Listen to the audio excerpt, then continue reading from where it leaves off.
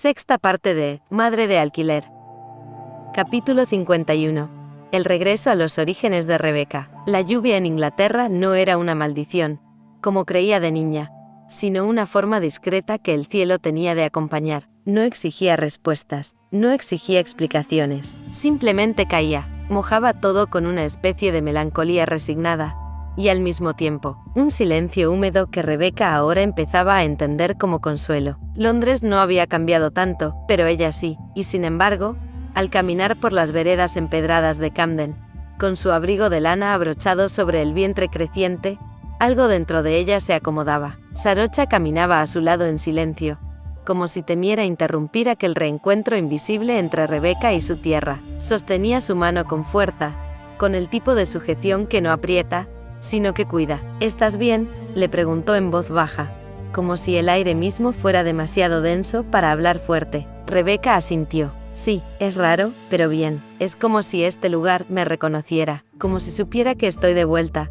distinta, pero de vuelta. Hay algo que nunca te he dicho, dijo Sarocha. Antes de conocerte, mucho antes, soñaba contigo. No podía ver tu cara, pero en sueños me sentía igual que ahora, completa. Rebeca sonrió y la besó suavemente en la mejilla. No me vas a creer, pero a mí me pasaba algo parecido. Tal vez no nos conocimos, solo nos reencontramos. Decidieron mudarse, cerca de la casa de los abuelos. El departamento era pequeño pero estaba impregnado de nuevas posibilidades. Tenía 2 habitaciones, un baño que crujía por las noches, una cocina que olía a pan tostado, y un rincón soleado junto a la ventana que Rebeca reclamó como suyo para leer por las mañanas. Los abuelos las apoyaron. Necesitaban su propio espacio. El abuelo, aún recuperándose de su operación, solía asentir con la mirada cuando Rebeca pasaba a verlo, como si aprobara algo que no era necesario nombrar. La abuela, por su parte, cocinaba en silencio y dejaba viandas frente a su puerta. Los días se fueron poblando de rutinas compartidas. Las mañanas traían olor a café, pan tibio y la voz suave de Sarocha hablando en tailandés mientras revisaba las noticias desde lejos. Rebeca se estiraba en el sofá, el vientre firme y redondeado bajo su camisón de algodón, y leía en voz alta fragmentos de novelas que encontraba en los estantes antiguos del abuelo. A veces paseaban por Regent's Park, otras simplemente se quedaban en casa, ordenando libros, pintando una pared con un color crema suave, o discutiendo cómo querían decorar la habitación del bebé. ¿Y si es niña?, preguntó Rebeca una tarde, mientras doblaban la ropa del primer ajuar. Entonces, será valiente como tú, dijo Sarocha. ¿Y si es niño? Entonces aprenderá a no tener miedo de llorar. ¿Y si no es ni uno ni otro? Sarocha levantó la vista, pensativa, y luego sonrió. Entonces será libre, como nosotras. A pesar de la paz, había noches en que el pasado volvía como un susurro con dientes. Rebeca soñaba con el rostro frío del padre de Sarocha, con el contrato roto, con la amenaza de ser encontrada, de ser separadas. A veces despertaba agitada, con una mano sobre el vientre y otra buscando a Sarocha en la oscuridad, y siempre la encontraba. El cuerpo de Sarocha era abrigo, era promesa, era decisión firme. Estoy aquí, le decía, acariciándole el cabello. No me dejes, ni en esta vida, ni en ninguna otra. Y entonces dormían de nuevo, entrelazadas como ramas de un mismo árbol. Hubo una tarde especial, una de esas que no se planean, pero que quedan grabadas como un tatuaje sin tinta. Rebeca estaba en el jardín del abuelo, recogiendo hojas secas, cuando sintió una punzada suave en el bajo vientre. No era dolor, era movimiento. Colocó las manos sobre la panza y esperó. Allí estaba, una patadita sutil, apenas un roce desde dentro, una vida queriendo hacerse sentir. Llamó a Sarocha. Ella bajó corriendo las escaleras y se arrodilló junto a ella en el césped húmedo. ¿Qué pasa? ¿Estás bien? Rebeca tomó su mano y la colocó con suavidad sobre el lugar exacto. «Estás saludando», susurró. Y ahí estaba, un segundo movimiento, más claro, como una ola pequeña bajo la piel. Sarocha se quedó en silencio. No lloró, no habló, solo cerró los ojos y apoyó la frente en el vientre de Rebeca. Y así se quedaron, unidas, respirando con la misma cadencia que el nuevo ser que habían traído a este mundo por razones que ya habían dejado de importar. Lo que importaba ahora era esto, la vida, el ahora, la posibilidad de amar sin permiso. Esa noche, Rebeca escribió en su diario, algo que no hacía desde que Song había muerto. Este lugar huele distinto ahora. Ya no es solo Inglaterra, es casa. porque ella está aquí, porque este bebé nos está atando sin cadenas, sin contratos, solo con amor, y aunque sé que el pasado volverá a buscarnos, esta vez no tengo miedo, porque no estoy sola. Sarocha, por su parte, miraba desde la ventana, mientras la ciudad se iluminaba con faroles tenues, y el humo de las chimeneas flotaba como fantasmas pacíficos. Se sentía extranjera, sí, pero también escogida, no por su familia, no por un apellido, sino por Rebeca, y eso le bastaba para construir un nuevo hogar. Capítulo 52. La tormenta en Tailandia. La noticia no tardó en recorrer los pasillos acolchonados de la mansión Chankima como una corriente eléctrica, zumbando en los labios cerrados de los empleados, en los teléfonos privados de los patriarcas, en los mensajes silenciosos enviados a través de miradas crispadas. Una desaparición como esa no podía pasar desapercibida. Sarocha había roto el contrato, se había fugado con la madre sustituta, y con el bebé. Para una familia como la suya, no era solo una traición, era un escándalo en potencia, un temblor bajo los cimientos de la estructura que tanto esfuerzo había costado mantener intacta.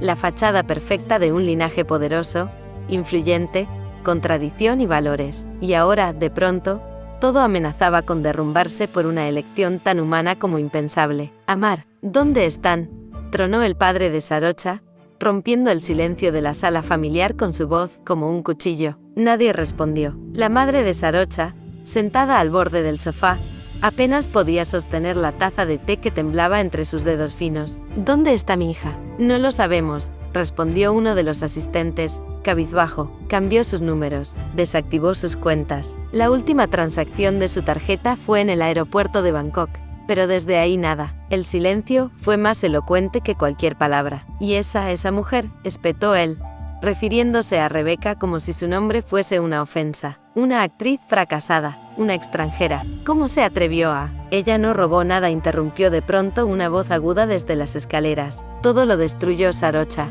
Todos se giraron hacia la figura descompuesta de Nita, que bajaba con lentitud, como si cada peldaño fuera una carga. Su rostro parecía haber envejecido 10 años en cuestión de días. Las ojeras formaban sombras permanentes, y sus pupilas, dilatadas, se movían con una inquietud incontrolable. Esa mujer solo hizo lo que le ofrecimos, continuó. Fue Sarocha la que rompió su promesa, la que me dejó, la que eligió a otra por encima de mí, de nosotros. Su voz se quebró en una risa breve, seca, hueca. ¿Y para qué?, agregó después. Para criar un hijo que ni siquiera debió existir. Los médicos habían advertido, meses atrás, sobre la posibilidad de que Nita presentara episodios de inestabilidad emocional. El proceso de fertilización fallido, sumado al silencioso dolor de la infertilidad y al alejamiento progresivo de su esposa, había construido en ella un laberinto interno del cual no sabía salir, pero el golpe de la fuga lo derrumbó todo. En los días que siguieron, Nita comenzó a hablar con personas que no estaban. Se encerraba en su antigua habitación con muñecas que vestía con ropas de bebé. A veces, escribía cartas dirigidas a una criatura que no existía, o que sí existía, pero no sería suya. Repetía su nombre en voz baja. A veces lo olvidaba, y una noche, gritó durante horas, llamando a Sarocha con una mezcla de desesperación, odio y ternura lastimada. Sarocha, no puedes hacerme esto. Te amé, yo te amé. Después de eso, la internaron. La familia de Nita intentó contener el escándalo. Emitieron un comunicado privado afirmando que su hija estaba en un retiro espiritual, mientras contrataban a un equipo legal para manejar cualquier posible filtración de la situación. El padre de Sarocha, por su parte, envió discretamente investigadores privados a Londres, París, Nueva York, cada ciudad donde Rebeca pudiera haber huido. Pero no era solo una cuestión de buscar a una mujer y a un bebé, era una cuestión de orgullo, de control, y también, aunque nunca lo admitiría, de miedo, porque en el fondo, algo de Sarocha se había salido de su órbita, y eso lo desestabilizaba más que la pérdida pública de una reputación. Le inquietaba que su hija, la sumisa, la educada, la obediente, hubiera encontrado dentro de sí una voluntad lo bastante fuerte para desobedecerlo, para romper con todo, para escoger. El nombre de Rebeca comenzó a filtrarse en círculos privados. Algunos tabloides comenzaron a susurrar rumores. Una actriz inglesa relacionada con una familia poderosa tailandesa. Un escándalo en ciernes. Un embarazo misterioso. Pero la maquinaria del poder fue más veloz. Con sobornos, amenazas y silencios comprados, lograron enfriar la historia antes de que ardiera, al menos por ahora. Mientras tanto, en la vieja casa de los Armstrong, Rebecca sintió por primera vez una punzada en el pecho al leer el correo que le había llegado de una fuente anónima. El asunto era simple.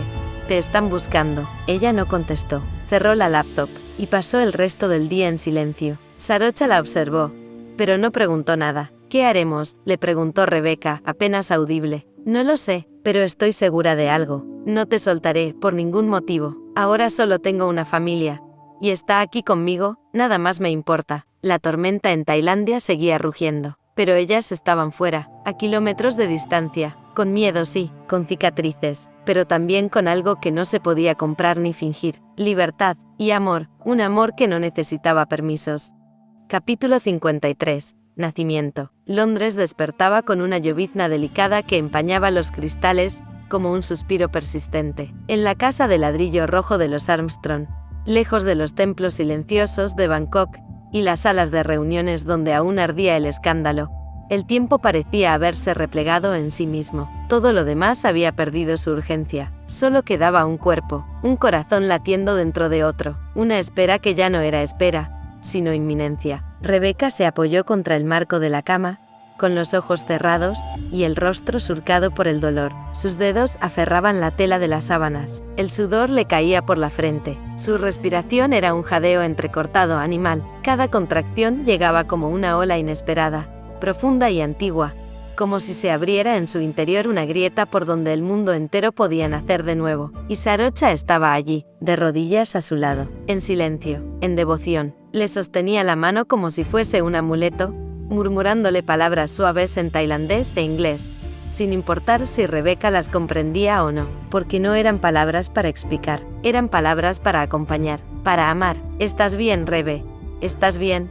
Eres fuerza, eres más que humana», le dijo, la voz quebrada, conteniendo lágrimas. «Ya casi está, ya casi». Rebecca soltó un grito, no de miedo, no solo de dolor, era un grito primigenio, como el canto de la tierra al abrirse, y entre aquel grito, Sarocha sintió que se le rompía algo por dentro, como si cada alarido la tocara en lo más profundo. Nunca había amado tanto, nunca había tenido tanto miedo. El parto fue largo, más de 12 horas, pero cuando el primer llanto del bebé resonó en la habitación, algo cambió. El aire se volvió más denso, más sagrado, todo se detuvo. «Es un niño», dijo la doctora, sonriente. «Está sano, muy sano». Rebecca soltó una carcajada rota, con lágrimas corriéndole por las mejillas, mientras extendía los brazos. La criatura fue depositada sobre su pecho desnudo, temblorosa, ardiente, perfecto. Sarocha la miraba desde el borde de la habitación, con los ojos húmedos y las manos cubriéndose la boca. No se atrevía a tocar, no aún, estaba presenciando un milagro, y en los milagros, una no se entromete, solo agradece. «¿Quieres cargarlo?», preguntó Rebecca, mirándola con ternura que dolía. Sarocha asintió, se acercó despacio, extendió los brazos, y cuando el peso diminuto del recién nacido llegó a sus manos, algo en ella colapsó. El niño abrió los ojos, pequeños, oscuros, profundos, como los de su madre. «Hola, amor», susurró Sarocha, con una voz que no había usado nunca.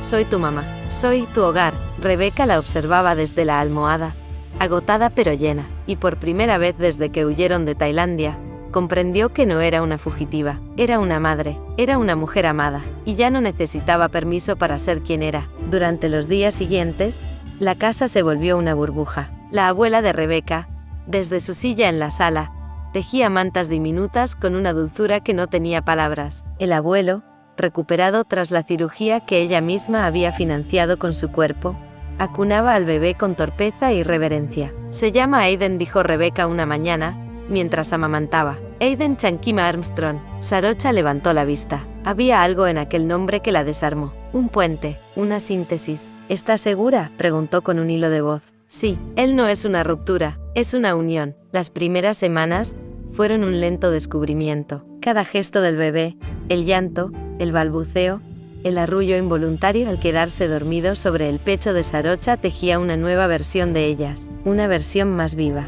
más vulnerable, más real. Hubo noches sin dormir, hubo lágrimas, hubo miedo, pero también hubo canciones inventadas en la madrugada, carcajadas entre biberones, abrazos que sanaban más que cualquier palabra. Una madrugada, Rebeca despertó sobresaltada por el llanto. Se incorporó, cansada, pero Sarocha ya estaba junto a la cuna, acunando al bebé con movimientos suaves, murmurándole en tailandés, como si tejiera un conjuro ancestral. Rebeca se quedó mirándola desde la cama. Sintió algo que no podía definir con exactitud. Era amor, sí, pero también era admiración, y gratitud, y una certeza feroz. No importaba lo que viniera, no importaba cuántos quisieran separarlas. Ellos tres eran ahora un núcleo imposible de quebrar. Una tarde, mientras caminaban con Aiden dormido en el cochecito por un parque de Londres, Sarocha se detuvo frente a un pequeño estanque. Rebeca se acercó y le tomó la mano. ¿En qué piensas? En lo mucho que he cambiado, respondió Sarocha,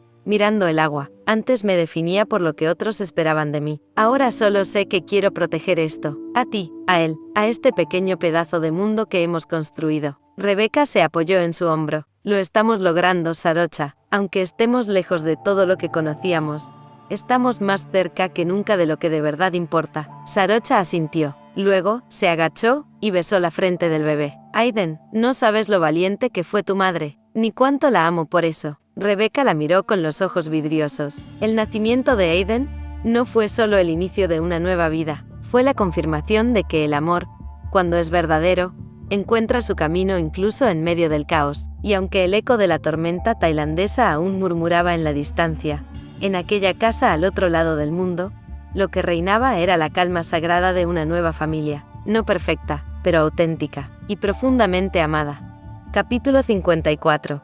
Los periódicos no mienten. La mañana comenzó con un silencio raro, de esos que presagian que algo, en algún lugar, se ha roto. Sarocha fue la primera en levantarse. Bajó a la cocina, mientras Rebeca y Aiden aún dormían. Encendió la cafetera y, como ya era su costumbre, tomó el teléfono sin pensarlo demasiado. Revisó notificaciones con el piloto automático de quien espera ver las mismas noticias intrascendentes de siempre.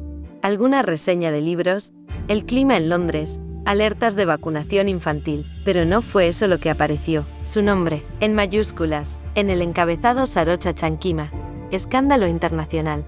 Fuga, bebé y matrimonio ilegal debajo.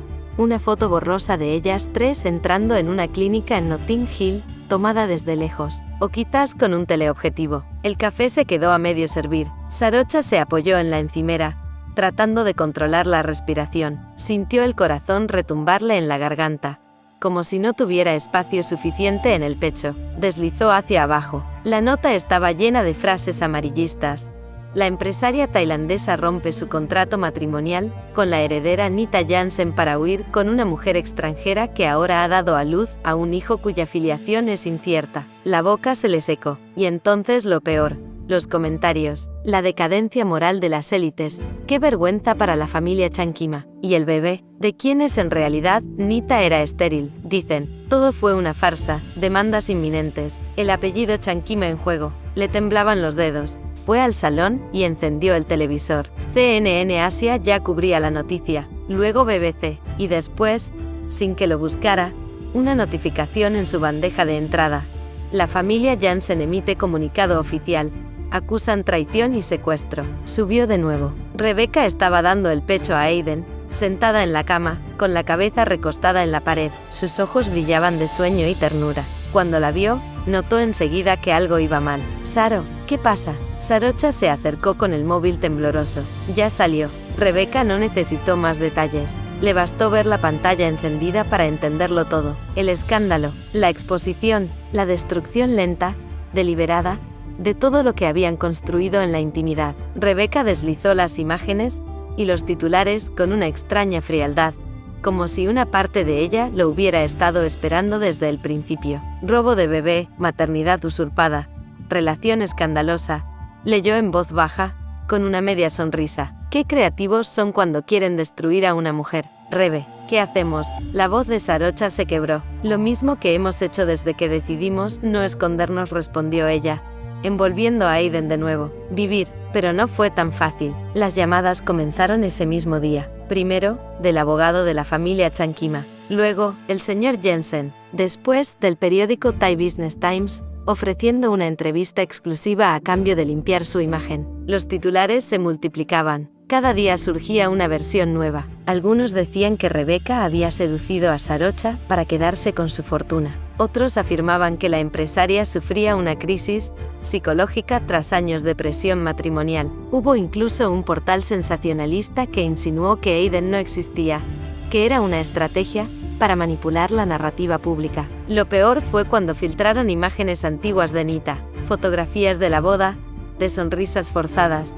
de la vida de aparador que alguna vez habían llevado, y junto a ellas, capturas de pantalla de un correo privado enviado por Nita a su madre, meses atrás, diciendo: Sarocha ya no me habla, ya no me ve, creo que hay otra, pero nadie me creerá, a mí siempre me culpan de todo. La compasión pública empezó a inclinarse hacia ella, la víctima silenciosa, la esposa abandonada, la mujer engañada. La están convirtiendo en mártir, dijo Sarocha al leer un editorial en Bangkok Today. Y a ti en verdugo, agregó Rebecca con tristeza. Aidan lloró en sus brazos, un llanto breve, demandante, como si la realidad ya comenzara a pesarle, incluso desde su cuna. Los días se volvieron más tensos. Ir al supermercado era una estrategia logística. Cambiaban de ruta cada 2 días, usaban gafas oscuras, gorras, pasaban por madres jóvenes con demasiada prisa. Rebecca insistía en no vivir con miedo, pero sabía que estaban al límite. Si quieren demandarnos, lo harán, dijo una noche,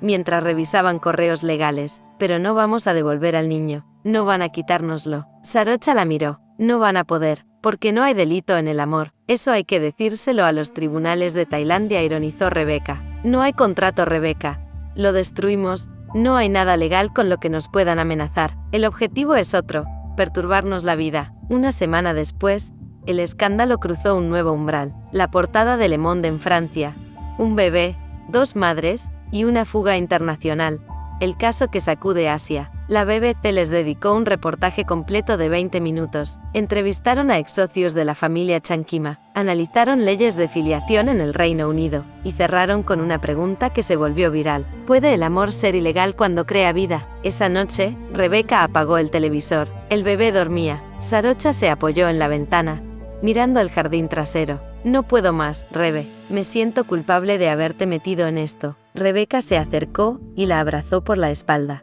Tú no me metiste, yo salté contigo. Sarocha respiró hondo. Y si algún día Aidan se avergüenza de esto, entonces le contaremos la verdad, no la que escribieron los periódicos, la nuestra. ¿Y cuál es? Que nació del deseo de romper cadenas, que no fue un accidente ni un encargo, fue una decisión valiente, fue una promesa que hicimos una a la otra. Criar a alguien en libertad. Sarocha cerró los ojos. Entonces, no los leeré más, dijo, refiriéndose a los periódicos. No me importa lo que digan, solo me importa que, cuando él crezca, sepa que todo lo hicimos por amor. Los periódicos seguían hablando, las redes explotaban, las amenazas legales cruzaban océanos, pero dentro de esa casa inglesa, 3 vidas seguían su curso, una risa nueva, un primer diente, una canción de cuna en 2 idiomas, y 2 madres que, a pesar del mundo, seguían ahí, firmes, juntas, reales. Capítulo 55. Protección. Cuando el sobre llegó por mensajería urgente, ni siquiera tenía remitente. Sarocha lo sostuvo un largo rato antes de abrirlo, como si ya supiera que, una vez leído su contenido, algo irreversible se activaría. Era un documento legal, redactado por los abogados de la familia Jansen pero firmado por un notario en Bangkok. Un doble golpe, en una sola página. Una amenaza camuflada de formalidad. Se exige la devolución del menor nacido fuera del país, bajo presunción de haber sido concebido por medio de fraude contractual. Además, se reserva el derecho a iniciar una investigación penal por sustracción internacional de menor, abuso de confianza y daños morales a la familia legítima. El corazón de Sarocha latió como si alguien lo apretara con un puño invisible. Se sentó en el sofá sin soltar el papel. Rebecca apareció desde la cocina con Aidan en brazos. El bebé había empezado a sonreír con frecuencia. Tenía los ojos entrecerrados, como si estuviera perpetuamente en un secreto feliz. Era una criatura tranquila, de las que al mirar parecen recordarte que el mundo todavía puede ser simple si se ama lo suficiente. ¿Qué es eso?, preguntó Rebecca al ver la expresión de Sarocha. Sarocha le tendió la hoja, en silencio. Rebecca la leyó sin una sola pausa. Luego bajó la mirada y dejó que el bebé reposara sobre su pecho. Sabía que lo intentarían, dijo, pero no tan pronto. No van a quitárnoslo, replicó Sarocha. Tenía la voz firme. En sus ojos oscuros brillaba una furia fría, afilada, como acero templado. Tienen dinero, contactos, influencia, dijo Rebecca, no por miedo sino por realismo. Pueden iniciar un proceso internacional, saben cómo manipular la narrativa. Van a decir que yo fui una mercancía, que tú me usaste. ¿Y tú quién eres?, preguntó Sarocha, de pie ahora, como si necesitara afirmarlo en voz alta. Soy su madre, respondió Rebeca con firmeza. Y soy tu amor. Exactamente, dijo Sarocha. Entonces no tienen nada. Esa misma tarde, Sarocha llamó a una abogada de inmigración y derechos familiares. Era británica, joven, despierta, con un historial impecable en casos difíciles. Se llamaba Eliza Bennett, y no tardó en presentarse en su casa. Rebeca y Sarocha la recibieron en la sala, mientras Aiden dormía en su Moisés. Eliza revisó el documento, anotó fechas, pidió que le mostraran el contrato original que habían firmado antes del embarazo.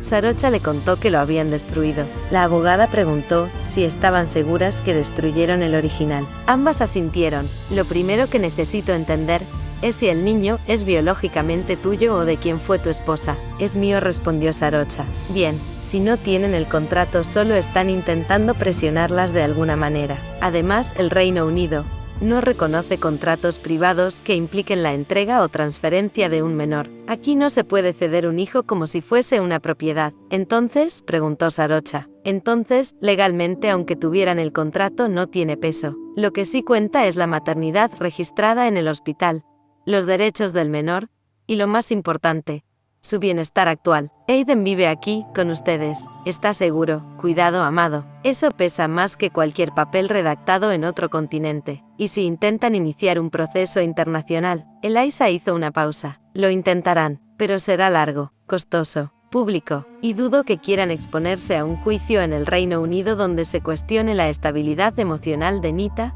o el uso coercitivo de dinero en temas de reproducción. ¿Nos recomiendas algo?, preguntó Rebeca. Sí, legalicen su unión aquí, una declaración de convivencia, y registren al niño como ciudadano británico lo antes posible. Sarocha preguntó si había alguna manera de anular su matrimonio, puesto que no había sido consumado. Eliza asintió. Eso nos haría mucho más sencillo todo.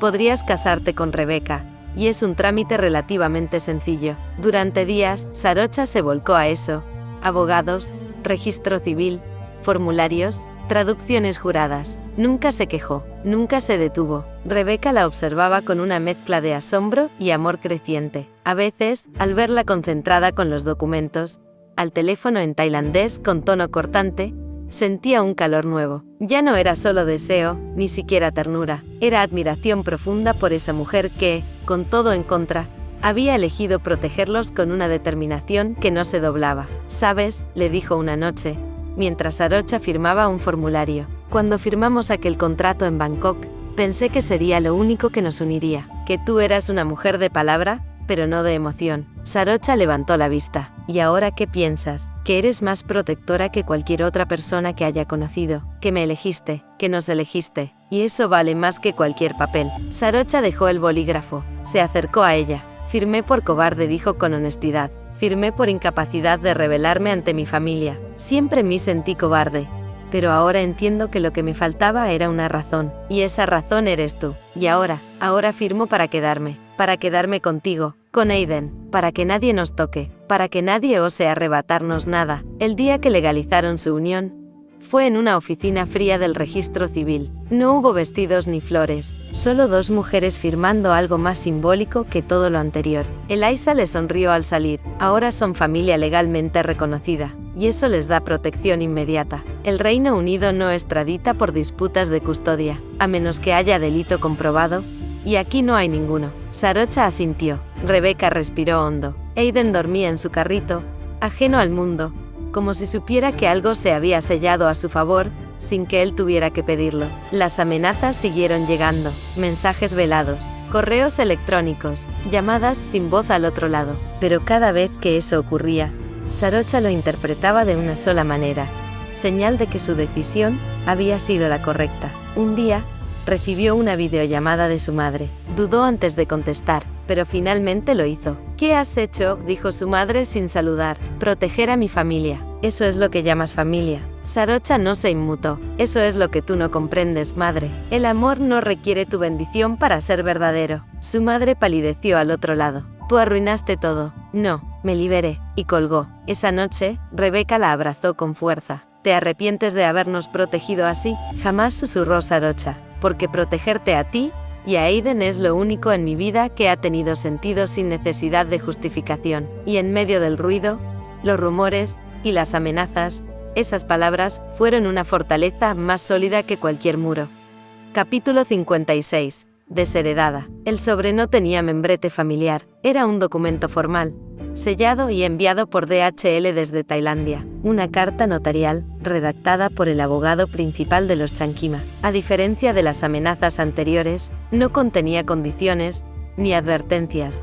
Era una sentencia. Sarocha supo al instante, incluso antes de romper el sello, que lo que se venía no era una advertencia más, era el fin. Rebeca estaba preparando la papilla de Aiden en la cocina, cuando la vio llegar con el sobre en la mano. ¿Otro?, preguntó. Sarocha no respondió de inmediato. Se sentó en la mesa del comedor, lo abrió con una navaja y leyó en silencio. Solo cuando terminó, se quedó unos segundos mirando el papel, como si contuviera algo que aún flotaba más allá de las palabras. Luego lo deslizó hacia Rebeca. Ella lo leyó en voz alta. Por la presente, la Junta Familiar Chankima informa la exclusión formal, irrevocable y pública de la señora Sarocha Chankima de toda herencia, beneficios, cargos o representación legal vinculados a los activos familiares. Esta decisión se toma en función del incumplimiento grave de las normas familiares, ruptura deliberada del contrato firmado y conducta escandalosa que afecta la imagen de la familia y de sus asociados corporativos. A partir de la recepción de esta carta,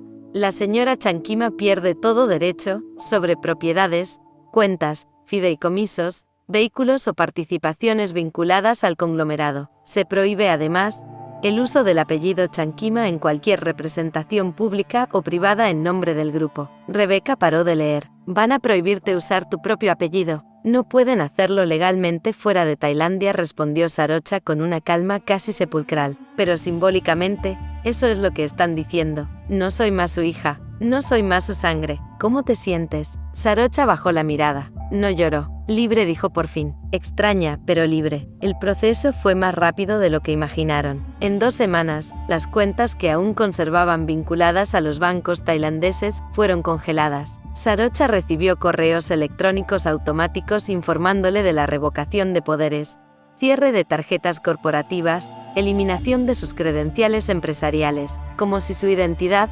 construida durante años, hubiera sido borrada en un clic. Pero ella no se inmutó. Ni un día dejó de levantarse temprano, preparar el desayuno, revisar papeles para la ciudadanía de Aiden. Rebeca, en cambio, sí sintió miedo. No por el dinero, sino por la dimensión brutal de la renuncia. Sabía lo que implicaba crecer en una familia poderosa, y lo difícil que era alejarse, sin sentir que se dejaba atrás algo esencial. Una noche, después de acostar al bebé, salió al jardín, donde Sarocha estaba sentada bajo el cielo grisáceo de junio. ¿Estás segura de lo que hiciste?, le preguntó. ¿Tú no? Rebeca se sentó a su lado. El aire olía a tierra mojada. En el horizonte, un zorro cruzaba la pradera. A veces tengo miedo, confesó. Miedo de que un día despiertes y quieras volver a todo eso, al mundo que dejaste. Sarocha la miró. Tenía los ojos brillantes, pero no de tristeza. Ese mundo me lo dieron como una jaula dorada. ¿Sabes cuándo me di cuenta de que era una prisión? Cuando vi tu cuerpo dormido,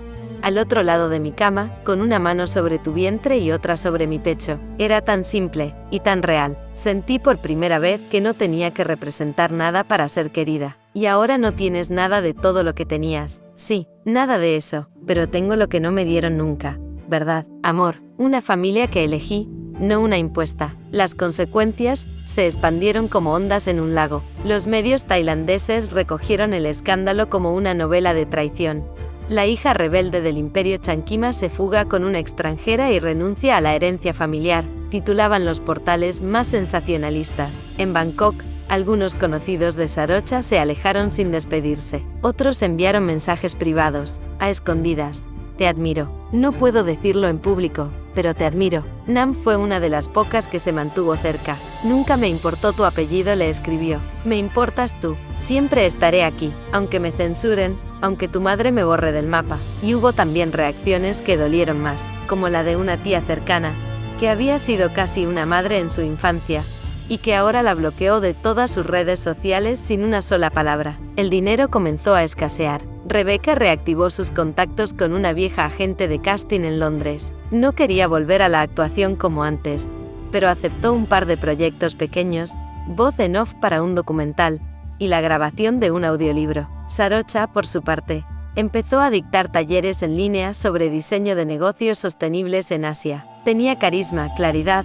y una manera intensa de comunicar que le ganó seguidoras leales. Descubrió que podía enseñar sin una oficina en un rascacielos, sin una marca detrás, que su mente seguía siendo su capital. Un día, mientras lavaban los platos juntas, Rebeca le preguntó: ¿te imaginaste alguna vez viviendo así como, lejos de todo lo que construiste? Sí, dijo Sarocha, lo soñé muchas veces, pero no creí que pudiera ser real. Siempre pensé que sería una fantasía fugaz, una escapatoria. Nunca creí que alguien me tomaría de la mano y me diría: vamos juntas. Yo lo hice. Tú cambiaste mi vida, susurró Sarocha, pero más que eso me diste el permiso de cambiarla yo. Una noche de tormenta, mientras Aiden dormía y la lluvia golpeaba los ventanales, Rebeca encontró a Sarocha sentada en el suelo, con una caja abierta. Había cartas antiguas, fotografías, reconocimientos académicos, un reloj de su padre, una pulsera de jade que su madre le regaló a los 15 años. ¿Qué harás con eso?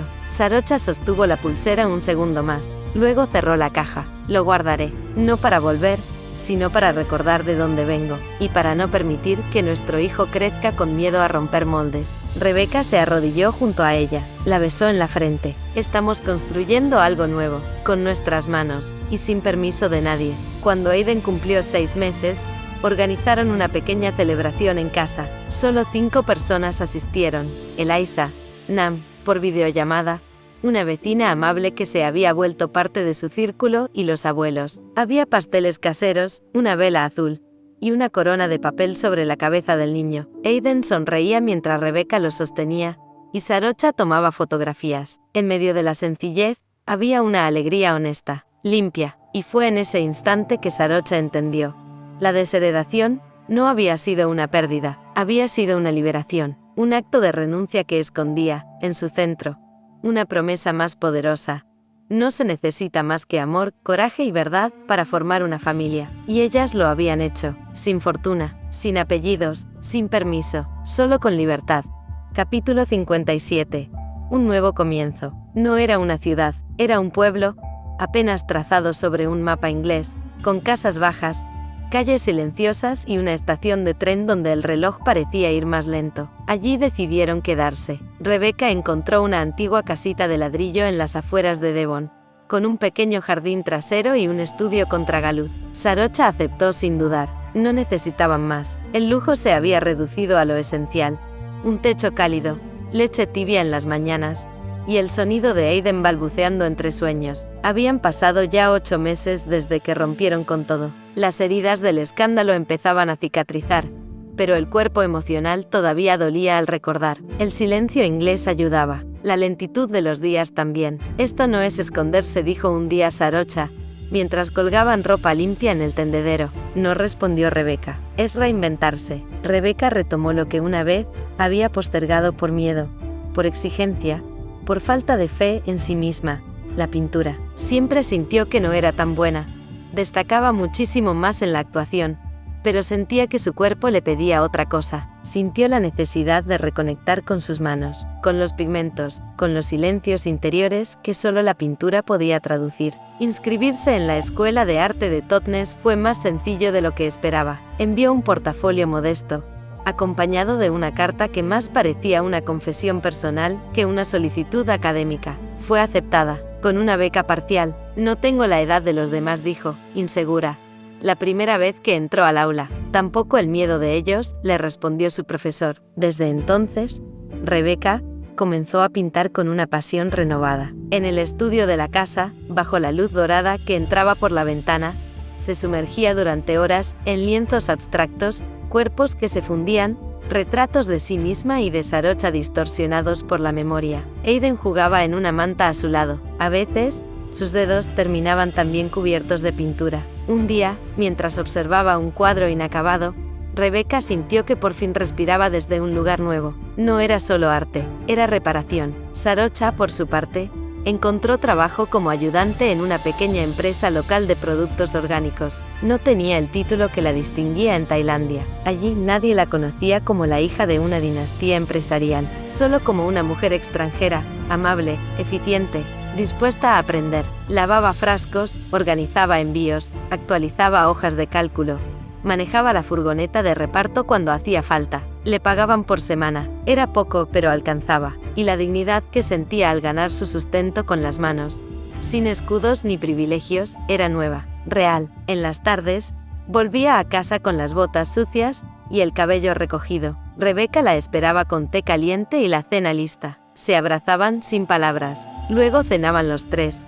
Aiden en su sillita alta, haciendo ruidos, lanzando brócoli al suelo. La humildad no le restó amor, lo multiplicó. Una noche de otoño, mientras llovía y Aiden dormía, se sentaron frente a la chimenea con una copa de vino barato entre las manos. ¿Sabes qué soñé anoche?, dijo Rebeca. ¿Qué? Que exponía en una galería. Y tú estabas allí, con Aiden en brazos, vestida como una campesina, con barro en los zapatos y una sonrisa que deslumbraba. ¿Y había gente? Sí, y nadie hablaba de escándalos. Nadie preguntaba de dónde veníamos. Solo veían lo que habíamos hecho, lo que éramos. Sarocha sonrió. Tal vez sea una profecía. ¿Crees que lleguemos allí? Ya llegamos, Becca. Quizás no a la galería, pero sí a algo mucho más importante. ¿Qué? A la vida que elegimos. La profesora de pintura de Rebeca le propuso, unos meses después, incluir una de sus obras en una exposición local. Tienes una voz visual poderosa, le dijo, tu historia también importa,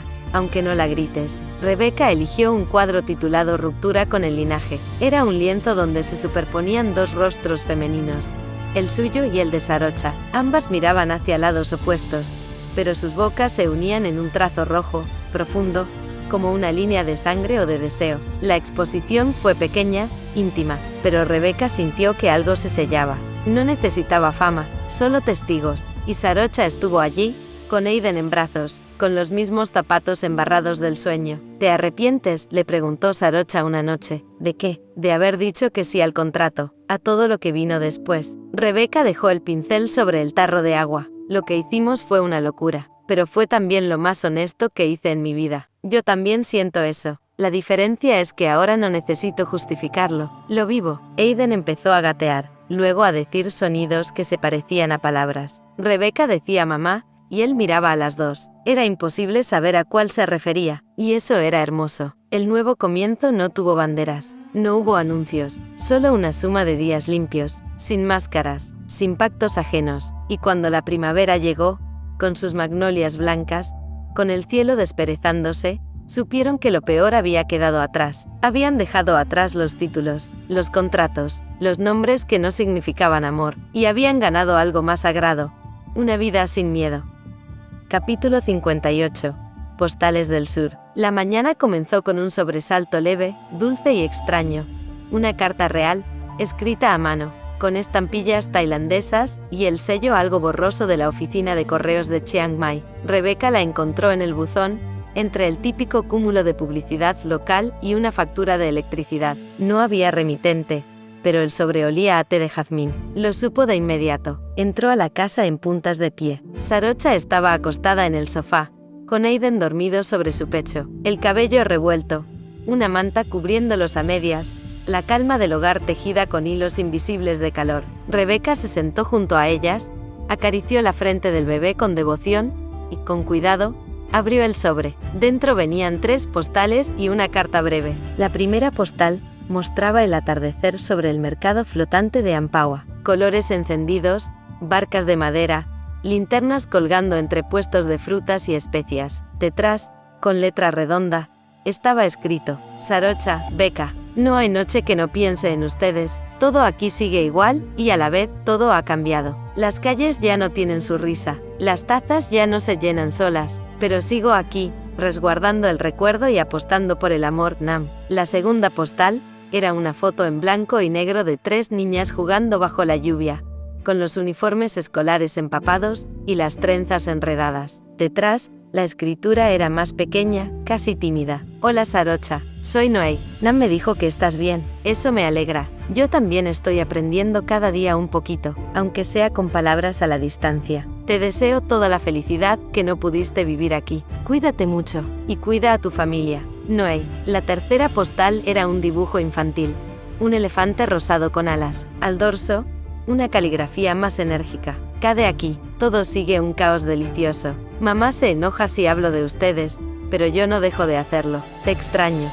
Vuelvan algún día. Aquí siempre tendrán un plato de arroz caliente y un refugio. Cade. La carta, finalmente, estaba escrita por Nam. Un papel plegado en 4, con una mancha de tinta en la esquina. Queridas, he demorado en escribir porque no sabía si esto podía ponernos en peligro. No he dicho a nadie que enviaría esto, pero me parece importante que sepan que seguimos aquí, que resistimos desde nuestro lugar también. El escándalo se ha disipado en la superficie. Nita fue internada de forma permanente. Su padre ha desaparecido del ojo público y su madre, bueno, apenas conserva las apariencias. La familia Chankima sigue operando como si nada hubiera ocurrido, pero los muros tienen grietas, algunas muy profundas. Hay quien aún murmura sus nombres con rencor, pero también hay otros muchos más de los que imaginan que las nombran como ejemplo de valentía. Mujeres jóvenes que vienen a mi cafetería a preguntar si es cierto lo que pasó. Les digo que sí, que el amor es escándalo solo cuando lo vive una mujer que decide por sí misma. Espero que Aiden esté sano. Espero que tú, Sarocha, hayas encontrado esa serenidad que tanto anhelabas. Y tú, Rebeca, siga siendo la misma. Aquí, desde el sur, las seguimos, las cuidamos en secreto, las queremos siempre, con todo el corazón. Nam. Sarocha despertó con el movimiento leve de Rebeca, leyéndole la carta en voz baja. La escuchó sin interrumpir, con los ojos cerrados, como si cada palabra la meciera en un mar que conocía bien. Cuando terminó, hubo un largo silencio. ¿Sabes lo que siento?, dijo Sarocha, con voz ronca. ¿Qué? Que nuestra historia no está enterrada, solo enraizada en otro suelo.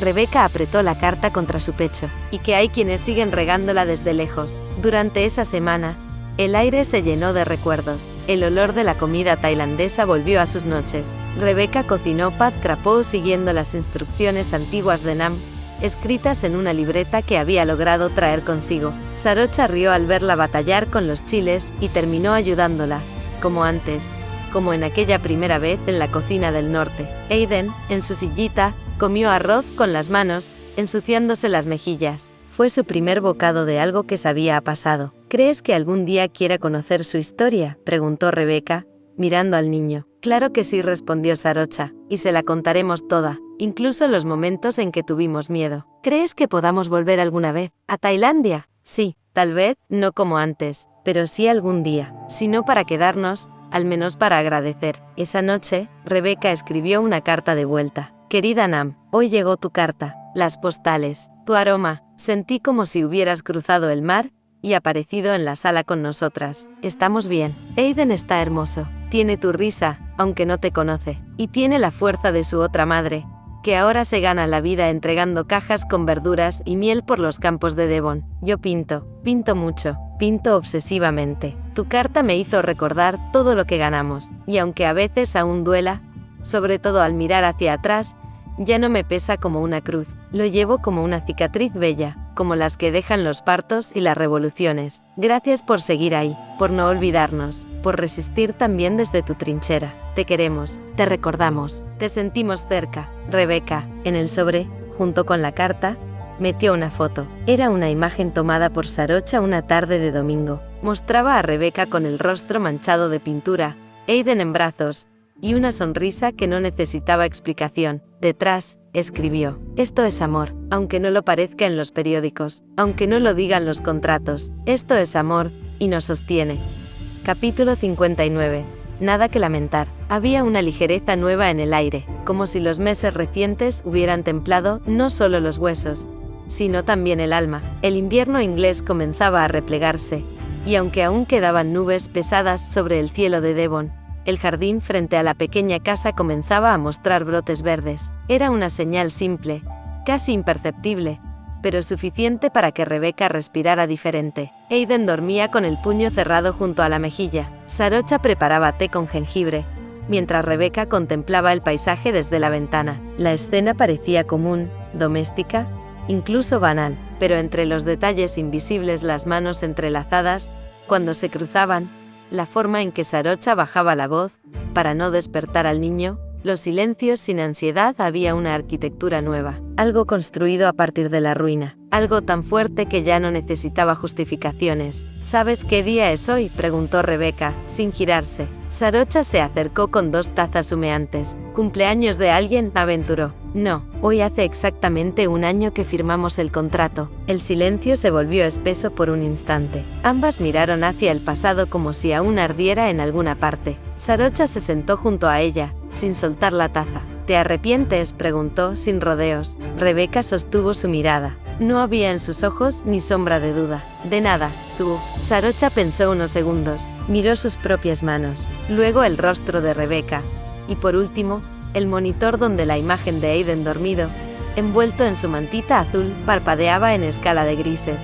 De todo lo que perdí, sí, dijo al fin, pero no de lo que elegí. Rebeca dejó la taza sobre el alféizar y se inclinó para besarla. Fue un beso sin urgencia, pero lleno de certeza, como si ambas supieran, al fin, que el dolor ya no dominaba el centro de su historia. Esa tarde caminaron por el sendero que bordeaba los riscos. Era uno de sus paseos favoritos. Aiden iba en el cochecito, cubierto con una manta tejida por la madre de una vecina que se había encariñado con ellas. Nadie allí preguntaba demasiado. En aquel rincón de Inglaterra, bastaba con ser amables, con pagar a tiempo, con no invadir los silencios ajenos. ¿Crees que nos buscarán de nuevo?, preguntó Rebeca. Tal vez, respondió Sarocha, sin detenerse. Pero ya no tengo miedo. Yo tampoco. Caminaron un poco más, deteniéndose al borde de un acantilado. El mar rugía abajo, lejano y constante. Rebeca apoyó la cabeza en el hombro de Sarocha. A veces me cuesta creer que esto sea real, dijo. ¿Qué parte? Todo. Que estemos aquí, juntas. Que no haya cámaras, ni discursos, ni abogados acechando. Solo esto. Nosotros 3. Sarocha la abrazó con un brazo, sin dejar de mirar el horizonte. Quizá no sea eterno, susurró, pero es nuestro. Rebeca sonrió. Sus dedos acariciaron los de ella, entrelazándolos como quien dibuja promesas en el aire. Esa noche, mientras Aiden dormía entre ambas en la cama grande que compartían, Rebeca sacó del cajón una libreta de tapas rojas. Allí escribía pensamientos sueltos, recuerdos, frases que no quería olvidar. Hoy añadió, 18 de marzo, hace 1 año firmamos un contrato que era mentira. Querían un vientre, no una historia de amor. Querían silencio, no resistencia. Pero nosotras dimos vuelta al pacto y escribimos el nuestro. Uno que nadie vio, pero que se tejió en las miradas, en las madrugadas con miedo, en los pañales cambiados y las sonrisas compartidas. No tenemos herencias, no tenemos títulos, no tenemos respaldo más que el de nuestras manos, pero tenemos lo único que nunca podrán quitarnos: saber que elegimos el amor, y no hay nada que lamentar. El timbre sonó 2 días después. Era el cartero. Un sobre sin remitente, otra vez. Esta vez, sin postales, solo una hoja con una frase escrita con tinta negra. Las mujeres que rompen las reglas escriben las nuevas. Debajo, una firma en letra muy pequeña. Cade. Sarocha se rió al leerla. Tiene más coraje que nosotras 2 juntas. Rebeca acarició la hoja como si pudiera abrazar a través de ella. Tal vez porque alguien más rompió las reglas antes, y eso le dio permiso. Nosotras, esa noche no hubo televisión, solo música. Un vinilo antiguo que Rebeca había encontrado en una tienda de segunda mano. Edith Piaf cantando Non, je ne regrette rien, mientras la aguja recorría el disco. Sarocha la tomó de la cintura y la hizo girar en la sala. No bailamos desde el norte, completó Rebeca, desde cuando todavía pensábamos que era un error, y era el más hermoso. Giraron en silencio, con los pies descalzos, y el mundo detenido en su eje. Aiden, en la cuna, respiraba profundamente. Afuera, el viento agitaba los árboles con suavidad. La letra de la canción se deslizó por las paredes como un mantra. Rebeca cerró los ojos. Sarocha la apretó un poco más fuerte. No tenemos nada que lamentar, dijo. Nada, respondió Rebeca, y por primera vez en mucho tiempo, ambas lo creyeron por completo. Capítulo 60. Epílogo. La casa que construimos. El sol de junio derramaba su calidez sobre el jardín inglés que tanto había cambiado con los años. Lo que antes fue un terreno agreste y sin flores, hoy era una sinfonía de colores. Lavandas, claveles, rosales blancos y una parra que trepaba sobre una pérgola de madera clara. La casa, que Rebeca solía llamar el refugio, ahora tenía un nombre bordado en la tela del buzón: Chankima Armstrong Residence. Aiden había escogido ese orden de apellidos con lógica infantil e irrebatible.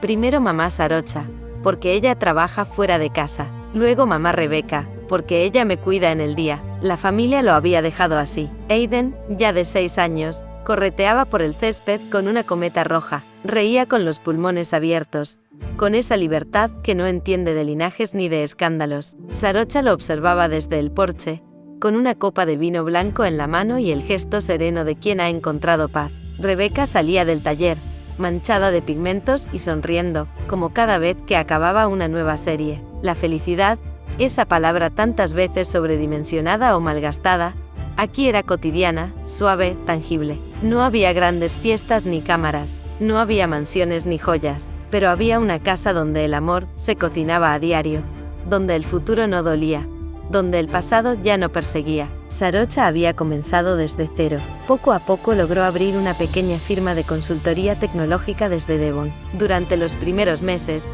dormía apenas 3 o 4 horas por noche. Aprendía, programaba, hacía llamadas en distintos usos horarios. Se caía y volvía a empezar. Rebeca la acompañaba, incluso cuando no entendía nada de bases de datos ni de plataformas digitales. La escuchaba, le preparaba infusiones, cuidaba de Aiden, y cuando podía, pintaba en silencio. 2 años después, Simmer Code, la empresa de Sarocha, se convirtió en una de las startups más prometedoras del sur de Inglaterra. Había conseguido contratos con universidades, con organismos públicos, y con empresas éticas que valoraban su enfoque en la inclusión digital. Nunca quiso volverse millonaria, solo quería que nada les faltara, y no les faltó. Pagó los tratamientos médicos del abuelo de Rebeca, sin que él lo supiera. Los ayudaban mes a mes para que tuvieran una mejor calidad de vida. Cuando viajaban a visitarlos, por lo menos una vez al mes, sin excepción llevaban mermeladas hechas por Rebeca,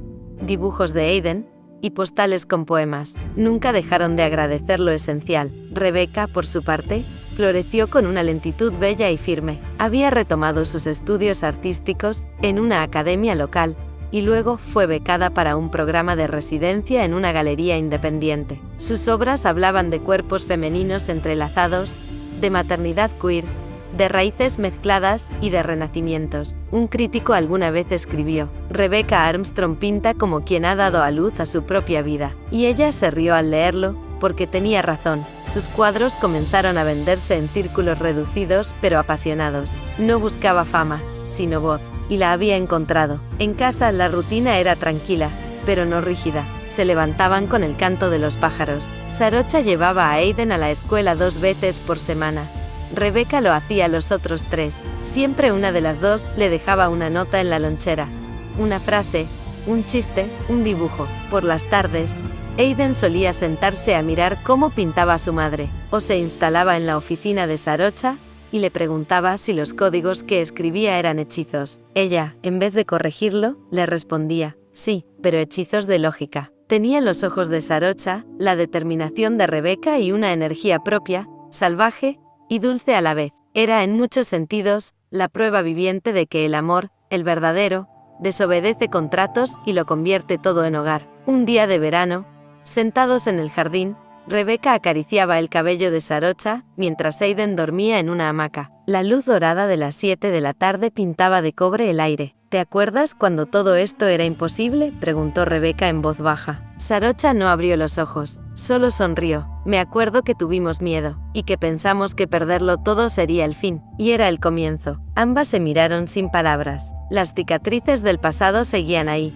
pero ya no dolían. Eran parte del mapa, no del presente. Habían construido algo sin pedir permiso. Una vida, una casa, una familia. Y no necesitaban perdón, solo presente. Aiden despertó y se acercó con su cometa bajo el brazo. Mamá, ¿alguna vez vamos a volver a Tailandia? Ambas se miraron. Era una pregunta que había flotado antes, pero nunca tan frontal. Tal vez, dijo Rebeca, cuando tú quieras. Cuando sientas que es el momento, y me van a amar igual allá. Sarocha lo levantó en brazos. Siempre, en todos los países, en todas las casas. Pero esta, dijo él, señalando la suya, es la que construimos, ¿no? Rebeca asintió. Sí, amor, esta es nuestra casa, la que elegimos. Y no hubo más que decir. Las noches eran tranquilas. A veces llovía. A veces hacían el amor en silencio, como si fuera la forma más pura de resistir. A veces solo se abrazaban, largas horas, mientras el mundo giraba lejos. Rebeca tenía una frase pegada al caballete, en una nota escrita con letra infantil: el amor que desafía las reglas construye un lugar donde no hay que pedir perdón por existir. Y debajo, con una letra distinta: mamá Sarocha y mamá Rebeca para siempre. Porque lo que parecía una fuga fue una llegada. Porque lo que parecía una traición fue una redención. Porque pensaron que lo perdían todo. Y en realidad, lo ganaron todo. Amor, libertad, futuro, una casa, la suya, la que construyeron. Lo que aprendí de mis dos mamás por Aiden Armstrong Shankima. A veces me preguntan cómo fue crecer con dos mamás. La mayoría de las veces, no saben que lo están preguntando mal, porque para mí, no crecí con dos mamás, crecí con mi hogar. Un hogar que olía a jazmín y tostadas quemadas, que sonaba a canciones que nunca entendí del todo, pero que aprendí a tararear como si fueran mías. Un hogar con discusiones suaves en distintos idiomas, y abrazos que siempre supieron exactamente cuándo llegar. Mi nombre es Aiden, nací en Inglaterra, pero parte de mí viene de otro mundo. Un país donde el sol brilla distinto, y donde la historia de amor que me dio la vida todavía causa susurros en algunos pasillos. No me molesta, de hecho me gusta, porque mis mamás eligieron lo imposible, eligieron el amor. Mi mamá Rebeca me dice que cuando me llevaba en su vientre no sabía si iba a poder criarme, que tenía miedo, que hubo noches en las que lloraba en silencio, pensando en su tía Song, en sus abuelos, en una beca que se deshacía entre sus dedos, y sin embargo me cargó, cantó para mí antes de que pudiera oírla, y cuando nací, ella estaba ahí, como si siempre hubiera sido mi lugar. Mi mamá Sarocha es diferente, más silenciosa, más firme, pero cuando era pequeño, dormía con mi manito agarrada a un mechón de su cabello. Decía que eso me calmaba. Ella fue quien me enseñó a hacer arroz con mango y a lanzar una cometa en la colina detrás de nuestra primera casa en Inglaterra. Una vez me dijo: la libertad no siempre es fácil, Aiden, pero sin ella, no hay amor verdadero. Yo no entendí en ese momento. Tenía 6 años, solo quería que no se volara la cometa. Pero años después, cuando me contaron todo, la historia de la casa en Tailandia, del contrato, de la fuga, del escándalo, del rechazo de su familia, entendí. Y me dolió por ellas, pero también me hizo crecer. Mi casa nunca fue convencional, pero siempre fue cálida. Nunca tuve un papá, pero tuve algo mejor: presencias completas. Tuve una mamá que me enseñó a leer los rostros como si fueran poesía, y otra que me enseñó que a veces la ternura no está en las palabras, sino en quedarse cerca. Tuve abuelos que me mandaban cartas perfumadas desde Londres con dibujos a mano, y amigas de mamá que me visitaban desde Tailandia, con acentos dulces y ojos que brillaban al verme. Crecí viendo cómo dos mujeres podían amarse sin pedir permiso, cómo el miedo puede transformarse en coraje si se camina de a dos, y cómo lo más valioso del mundo no está en los títulos, ni en los apellidos, ni en las cuentas bancarias, sino en tener un lugar donde volver cuando el mundo duele. Lo que aprendí de mis dos mamás es que la familia no es lo que te toca, es lo que eliges cada día, que se pueden hacer entre escándalos, y aún así ser amados sin condiciones, que criar no es solo dar vida, sino quedarse cuando todos se van, que el amor no se mide en normas sociales, sino en las veces que alguien se sienta a tu lado cuando no entiendes el mundo. A veces, cuando estoy solo, me imagino a mis mamás de jóvenes. Veo a Rebeca con su cabello suelto, cantando en una cafetería. Veo a Sarocha con sus ojos tristes, escondiendo su alma detrás de un apellido, y luego las veo encontrarse, romperse un poco, elegirse, y traerme al mundo. Yo soy la prueba viviente de que el amor gana. Y si me preguntas otra vez cómo fue crecer con dos mamás, te voy a decir lo mismo. No crecí con dos mamás, crecí en el hogar que ellas construyeron con cada renuncia, cada beso, cada decisión valiente, y por eso, no cambiaría nada. Porque soy hijo de la libertad, y eso no lo puede borrar ningún apellido. Esta historia ya ha llegado a su final. No olvides suscribirte, darle me gusta, compartir y seguir disfrutando del canal.